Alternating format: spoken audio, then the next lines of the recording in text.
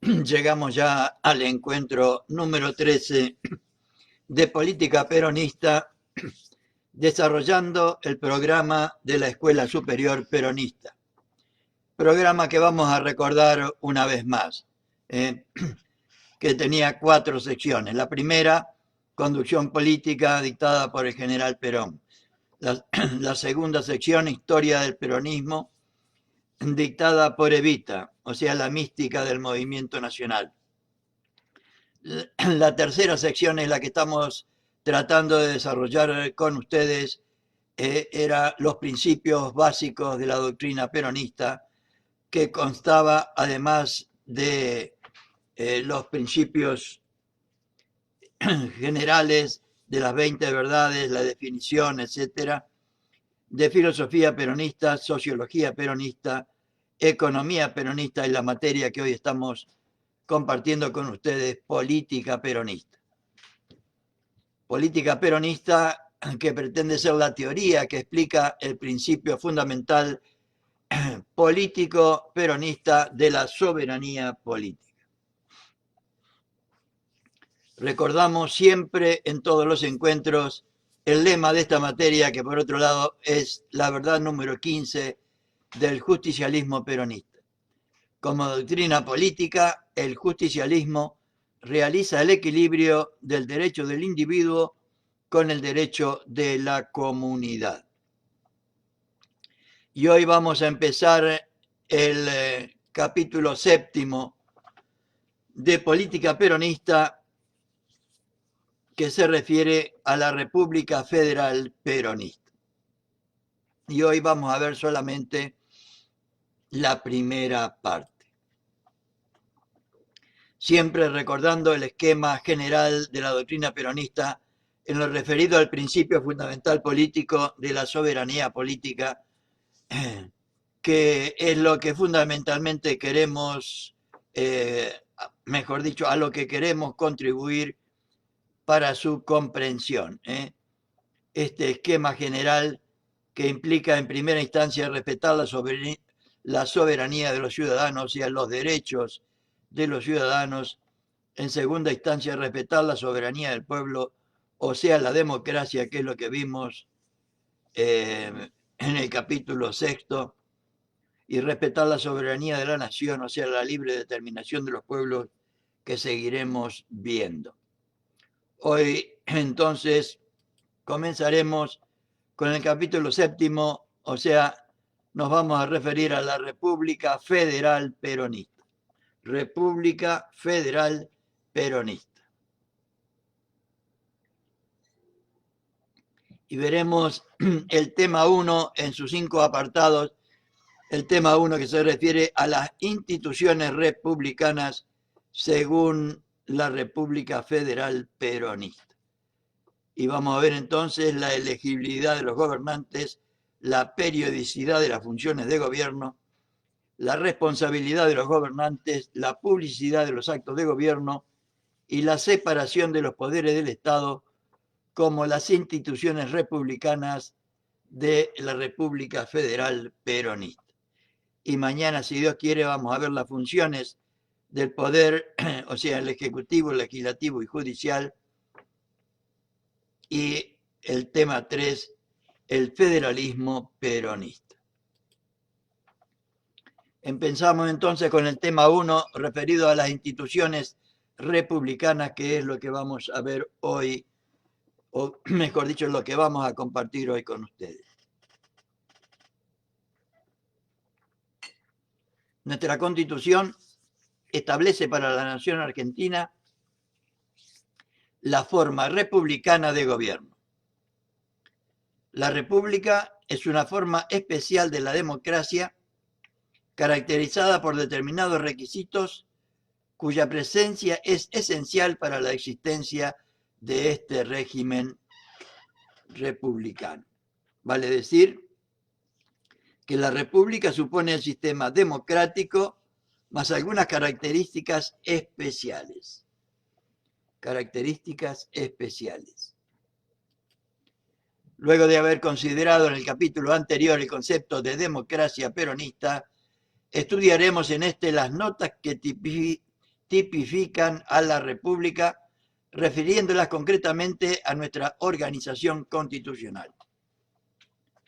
Las notas especiales que caracterizan la forma republicana de gobierno son las siguientes que vamos a empezar a analizar con todas y todos ustedes.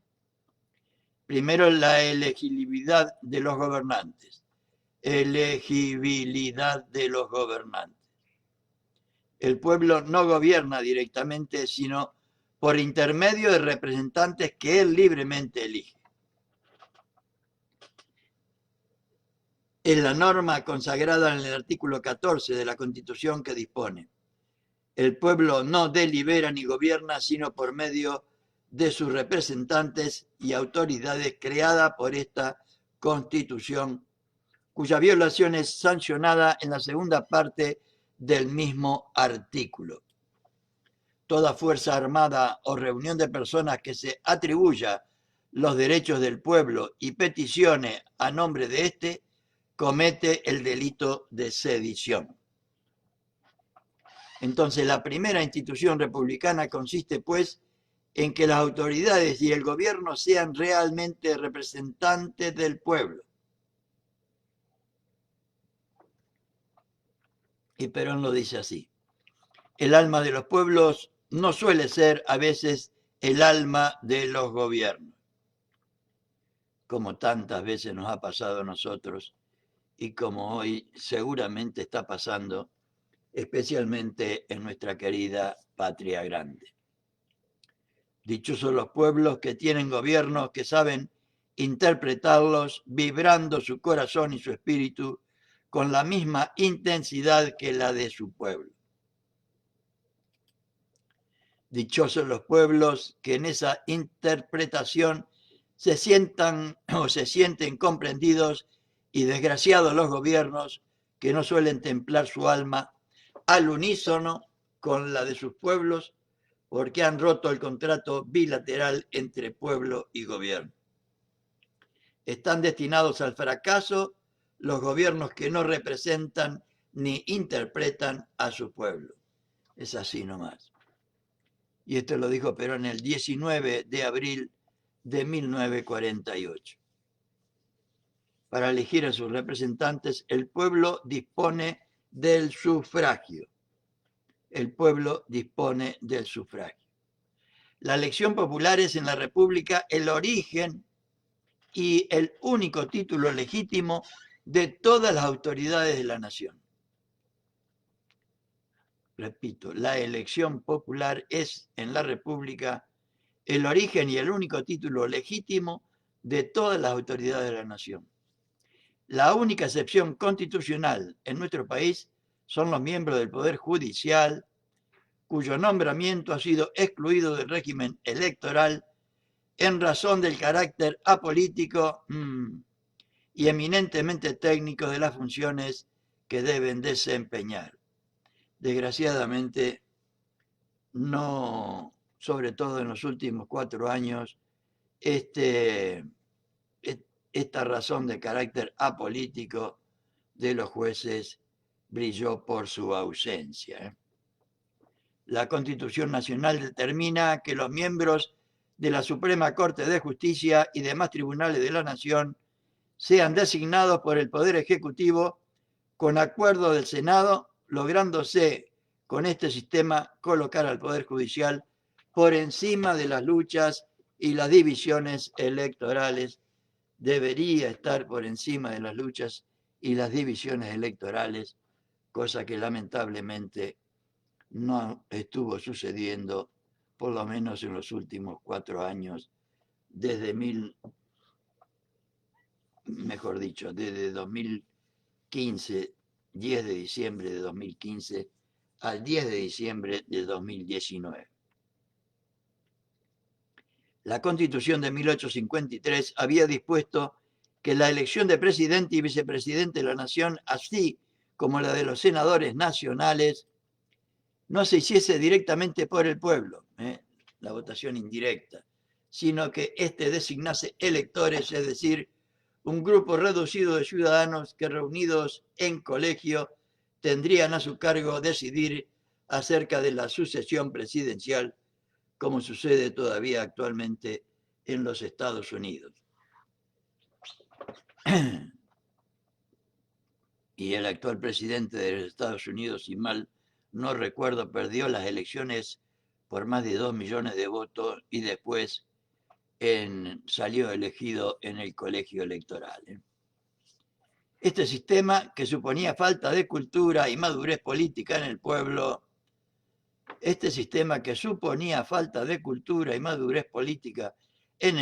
negándole capacidad para decidir en cuestión tan importante como la elección del más alto magistrado de la República, fue suprimido en la reforma constitucional de 1949 y sustituido por el de elección directa por el pueblo de los magistrados mencionados, y que después, lamentablemente, con la anulación de la Constitución del 49 por un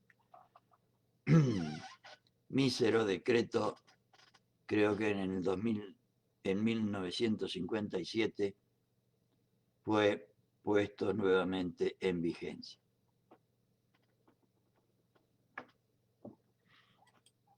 Esta realización peronista puso término a una ficción que ningún beneficio producía a la nación y confirmó aún más el carácter democrático de nuestra forma de gobierno.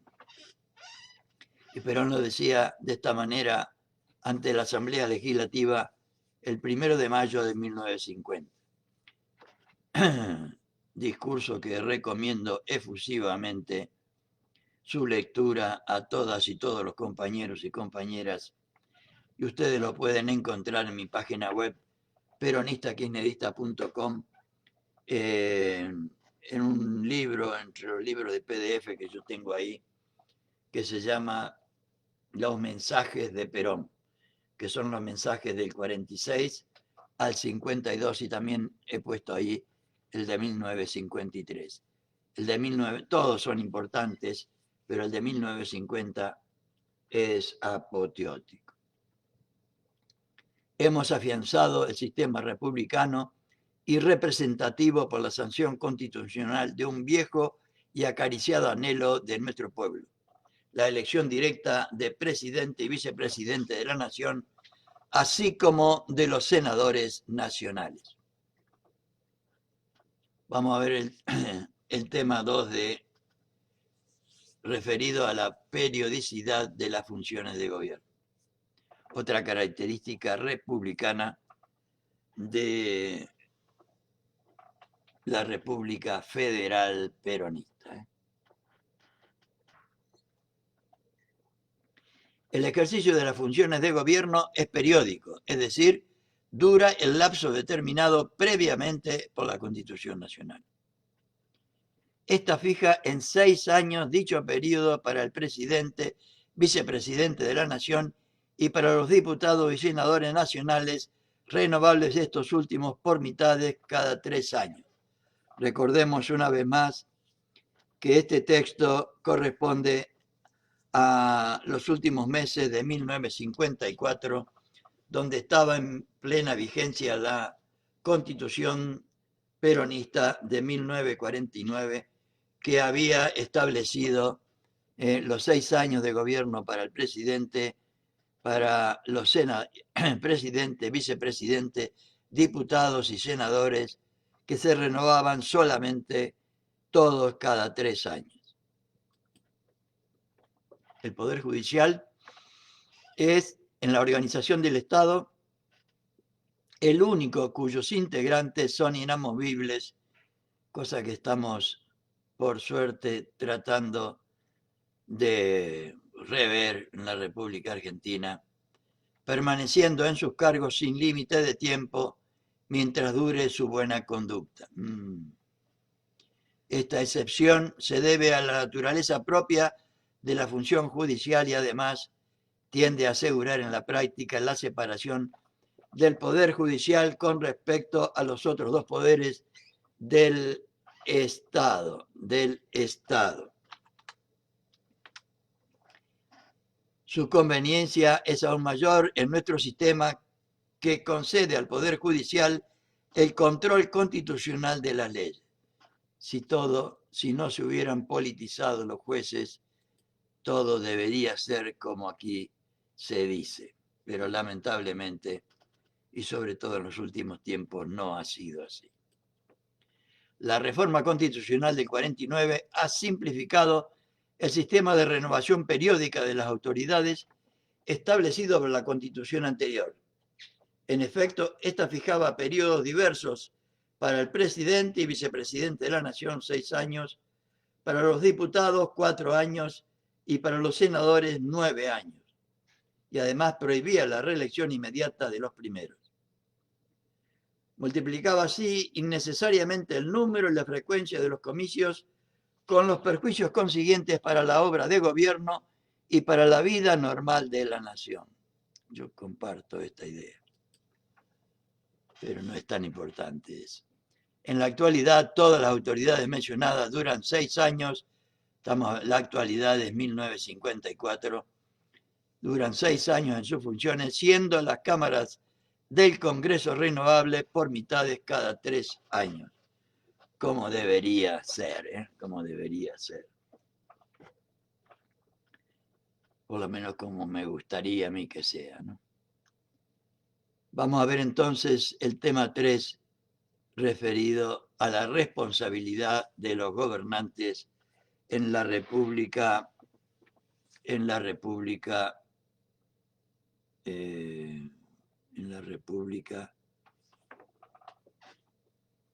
peronista, pero me olvido otra palabra, en la República federal, en la República Federal Peronista. Responsabilidad de los gobernantes. Los funcionarios que ejercen los poderes del Estado son responsables ante el pueblo, deberían ser responsables ante el pueblo. En el régimen republicano no hay ningún funcionario que en última instancia no esté sujeto al contralor directo o indirecto del pueblo. Directo o indirecto del pueblo. La irresponsabilidad de los gobernantes por los actos que ejecutan en su calidad de tales es, en cambio, característica propia de los regímenes de cuño totalitario y absolutista. Pareciera que la historia de nuestro país nos ubica en este cuño, regímenes de cuño totalitario y absolutista, porque la irresponsabilidad de muchísimos gobernantes no ha tenido el castigo suficiente. En nuestra república, conforme lo ordena el artículo 20 de la Constitución de 1949, dice lo siguiente: el Congreso no puede conceder al Ejecutivo Nacional ni las legislaturas provinciales a los gobiernos de provincia facultades extraordinarias ni la suma del poder público, ni otorgarles sumisiones, sus supremacías por las que la vida, el honor o la fortuna de los argentinos queden a merced de gobiernos o persona alguna. Actos de esta naturaleza llevan consigo una nulidad insanable y sujetarán a los que la formulen, consientan o firmen a la responsabilidad y pena de los infames traidores a la patria. Infames traidores a la patria. ¿Cuántos ha habido en nuestra historia reciente? Esta severa prohibición constitucional previene todo intento de desvirtuar la forma republicana de gobierno, condenando la instauración de instituciones extrañas o incompatibles con la democracia. En los casos necesarios, la responsabilidad de los gobernantes puede hacerse efectiva mediante una institución prevista y reglada en nuestra Constitución o Carta Magna, que es el juicio político. El juicio político tan pocas veces usado. El presidente y vicepresidente de la Nación, sus ministros, los vocales de la Corte Suprema de Justicia, en las causas de responsabilidad que se intenten contra ellos, por mal desempeño, por delito en el ejercicio de sus funciones o por crímenes comunes, pueden ser juzgados mediante el denominado juicio político, cuyo procedimiento está arreglado por la Constitución.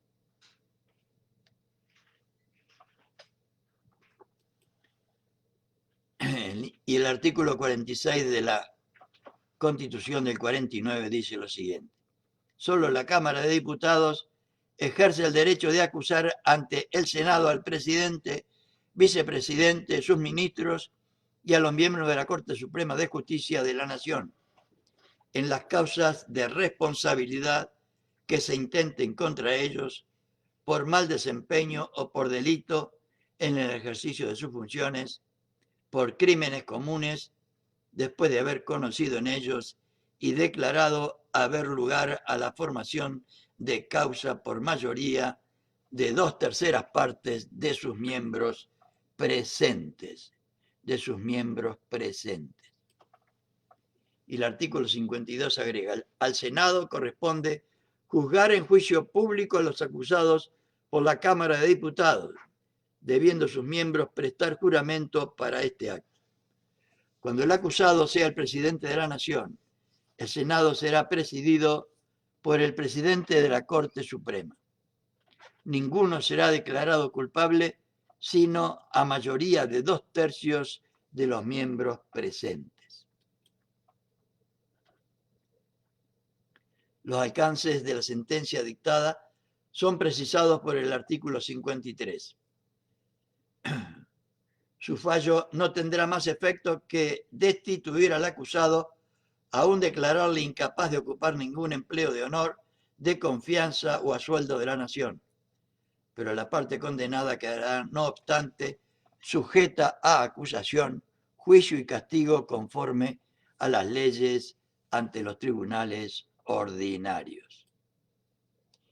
En cuanto a los legisladores, cuyos privilegios e inmunidades estudiaremos más adelante, pueden ser sometidos a juicio mediante el procedimiento previsto en el artículo 63 de la Constitución del 49, que dispone: cuando se forme querella por escrito ante las justicias ordinarias contra cualquier senador o diputado, examinado el mérito de sumario en juicio público, podrá cada Cámara, con 2/3 de votos de los presentes, suspender en sus funciones al acusado y ponerlo a disposición del juez competente para su juzgamiento. Los jueces y magistrados judiciales, a excepción de los miembros de la Corte Suprema de Justicia, serán juzgados y removidos en la forma que determine una ley especial, con sujeción a enjuiciamiento por los propios miembros del Poder Judicial. Veamos entonces ahora el tema 4, referido a la publicidad de los actos de gobierno, tema importante, si los hay, en todo gobierno, incluido el nuestro, que por lo menos en mi humilde opinión, no lo hacemos en forma que nos pide la necesidad de nuestro pueblo, la necesidad de transmitir al conjunto de nuestro pueblo las acciones que hacemos de manera que contribuyan a su cultura política y a tener en cuenta todo lo que somos capaces de hacer cumpliendo nuestro proyecto político. Los actos de gobierno deben ser conocidos por el pueblo. Repito, los actos de gobierno deben ser conocidos por el pueblo. Esto es esencial para la efectividad de la responsabilidad gubernativa y para el imperio de la forma republicana de gobierno. Esto es esencial. Esto es esencial. Un gobierno republicano debe actuar en permanente contacto con su pueblo, manteniéndolo informado acerca de todos sus actos y propósitos. Todos sus actos y propósitos. Y Perón lo decía así: aunque mis detractores se encuentren en mi propósito de hablar frecuentemente a la opinión pública un motivo para la crítica y el ataque, claro, no les gusta. A Cristina le hicieron lo mismo con las cadenas nacionales. No pienso desistir, decía el general, de ese modo de acción porque entiendo que un gobernante democrático que debe su ascensión al poder a los votos de su pueblo tiene el deber de mantenerse en comunicación constante con él, haciéndole partícipe de sus inquietudes e informándole de sus puntos de vista en cuanto atañe a la situación del país y a los planes gubernativos que piensa desarrollar. Y esto lo decía el 29 de julio de 1947. El derecho del pueblo a ser informado de los actos y los planes de gobierno a fin de juzgarlos libremente y estar en condiciones de participar por intermedio de sus organizaciones representativas en la formulación y ejecución de la política gubernativa es plenamente respetado, fue por lo menos plenamente respetado por el justicialismo realizado por el primer peronismo, también por Néstor y Cristina, y ahora lo está haciendo por Alberto Fernández. El gobierno, el derecho del pueblo a ser informado de los actos y los planes de gobierno. Cristina lo intentó, pero no, yo creo que no fuimos lo suficientemente eficaces en esta tarea. Deberíamos, como dice acá, mejorarla significativamente. Porque el derecho del pueblo a ser informado de los actos y los planes de gobierno, a fin de juzgarlo libremente y estar en condiciones de participar por intermedio de sus organizaciones representativas en la formulación y ejecución de la política gubernativa, debería ser plenamente respetado por el justicialismo. El gobierno peronista del primer peronismo asigna trascendental importancia a la opinión pública. El gobierno peronista asigna trascendental importancia a la opinión pública, con respecto a la cual ha expresado el general Perón que me he de tomar el trabajo de ser yo mismo quien informe a la opinión pública tantas veces como sea necesario. Tantas veces como sea necesario. Este permanente contacto entre el presidente de la nación y su pueblo vivifica las prácticas republicanas, ya que mantiene siempre despierta la atención del pueblo y sus organizaciones hacia los grandes problemas nacionales y las soluciones encaradas por el gobierno. Ningún argentino puede decir que no conoce lo que haremos en el porvenir, decía Perón el 9 de noviembre del 51, seguramente el último discurso antes de la elección del 11 de noviembre. Y veamos entonces el último tema de hoy, referido a la separación de los poderes del Estado. El poder público en general abarca el ejercicio de tres grandes funciones: la legislativa, la ejecutiva y la judicial, cuyo respectivo contenido será examinado en el párrafo siguiente.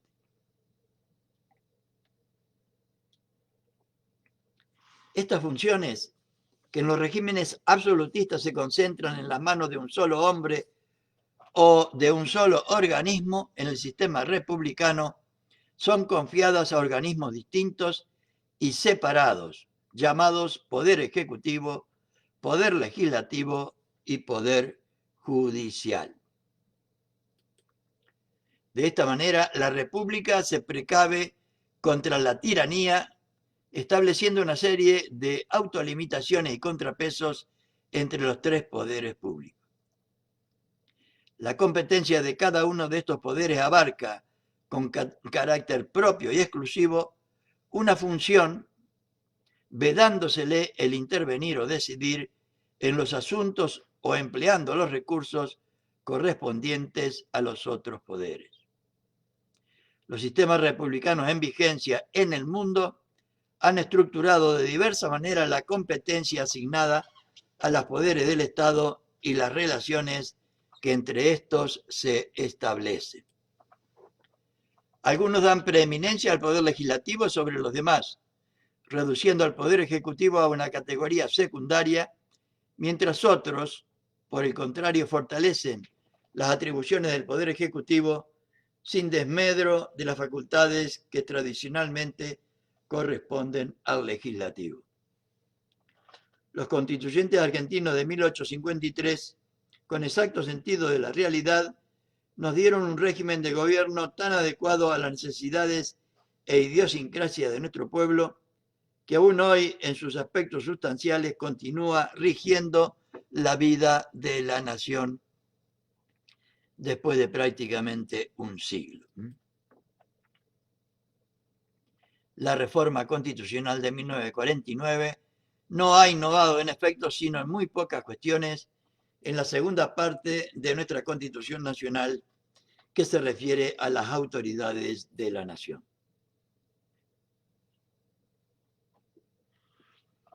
La Argentina sufrió durante los largos años que transcurren entre la sanción de la Constitución de 1853 y la Revolución Peronista un proceso de corrupción y falseamiento de sus instituciones republicanas sabiamente establecidas por aquella.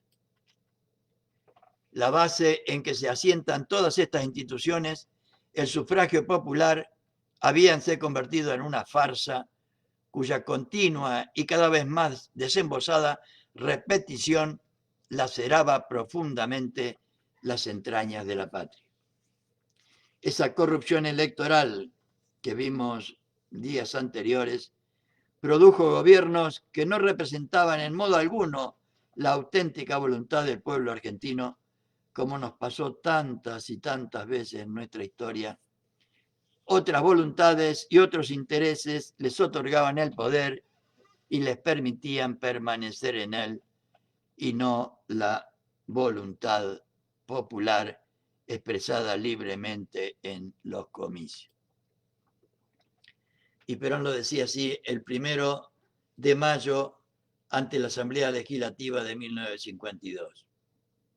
En el pasado, el pueblo argentino era convocado a la farsa del fraude electoral y mediante aquel carnaval de libertades, el gobierno tan democráticamente elegido, entre comillas, por el pueblo, se dedicaba a la tarea de cumplir los compromisos pendientes con sus verdaderos electores, la oligarquía, el capitalismo internacional y el imperialismo dominante, realidades que lamentablemente se repitieron una y mil veces en nuestro querido país. Repito, en el pasado y también en el pasado referido a 1952 y después de 1952 también en general. En el pasado de 1952 y el que siguió a 1955, el pueblo argentino era convocado a la farsa de fraude electoral y mediante aquel carnaval de libertades, el gobierno tan democráticamente elegido, entre comillas, con proscripciones, con fraudes de todo tipo, tan democráticamente elegido por el pueblo, entre comillas, se dedicaba a la tarea de cumplir el gobierno elegido los compromisos pendientes con sus verdaderos electores, la oligarquía, el capitalismo internacional y el imperialismo dominante. Nada nuevo bajo el sol, compañeras y compañeros, si analizamos el último gobierno que tuvo la República Argentina de diciembre de 2015 a diciembre de 2019. La revolución peronista restableció en su esencia y pureza las instituciones fundamentales de la República, devolviendo al pueblo el goce real y efectivo de sus derechos políticos, que Perón decía de esta manera: La única lucha tolerada en una democracia es la lucha de las urnas y es la decisión del conjunto la que ha de seguir la república, no decisión de minorías, cualquiera sea esa minoría, capaz o incapaz, selecta o vulgar, capaz o incapaz, incapaz como la última que nos tuvimos que soportar. Por eso, desde que aceptamos básicamente la incalificación de los componentes para someternos a la decisión de la mayoría, estamos obligados a aceptar que es en las urnas donde debemos dilucidar los problemas en forma clara, contundente y veraz. Una de las glorias del peronismo es sin duda, como gobierno del pueblo, haber llevado al pueblo mismo al gobierno, como decía el general, el 17 de septiembre de 1949. Para ello bastó suprimir totalmente el fraude y el engaño electoral. Esa medida fue suficiente para que la comparsa que durante tantos años usufructuara el poder público fuera desplazada por el pueblo automáticamente. El respeto más acendrado por la voluntad popular y las instituciones republicanas es postulado esencial de la doctrina peronista, reiteradamente afirmado por el general Perón. La doctrina peronista, nos dice el general el 8 de marzo del 50, la doctrina peronista establece que en la nueva Argentina las formas del futuro serán de la más pura democracia representativa, donde la voluntad popular expresada por el voto universal ha de ser la ley que rija las grandes designaciones que el pueblo haga. Nosotros, añade el general, hemos inspirado nuevas políticas. No aceptamos ni aceptaremos jamás ninguna otra que la elección universal por respeto absoluto a nuestro querido pueblo argentino, que es lo mejor que tenemos, el pueblo argentino, no la masa, el pueblo, con conciencia política y social, con organización política y social y con personalidad social y política. Por último, queremos que voten todos los argentinos, nos decía el general, y que ellos establezcan así en elecciones correctas lo que el pueblo quiere, porque entendemos que el que gobierna no hace su santa voluntad, como entienden algunos, sino que es un cumplir fiel y sincero de la voluntad del pueblo. Perón, 19 de julio, un día como hoy casi, ¿no? Hoy es 20 de julio de 2020 y esto lo dijo Perón un 19 de julio de 1950. Lo repito, queremos que voten todos los argentinos y argentinas y que ellos y ellas establezcan así en elecciones correctas lo que el pueblo quiere, porque entendemos que el que gobierna no hace su santa voluntad, no debería hacer su santa voluntad, como entienden algunos, sino que es un cumplidor fiel y sincero de la voluntad del pueblo, como hizo Perón, Evita, Néstor y Cristina, y como deberían hacer todos y todos los que gobiernan. Y con esto, compañeras y compañeros, deseándoles a todos y a todas lo mejor en un día que se ha establecido como el Día de la Amistad o el Día del Amigo, de la Amiga, en día que a mí me gustaría que fuera representativo de un acontecimiento argentino que tenemos tantos, tantos y tantas para festejar y conmemorar, no un día glorioso para otro pueblo. Pero la realidad se ha establecido así, realidad contra la que yo me rebelo. Quisiera que nuestro pueblo respete y valore los valores y las glorias y los días de los grandes de nuestro pueblo. Muy buenas noches a todos y a todas, y será hasta mañana, si Dios así lo permite.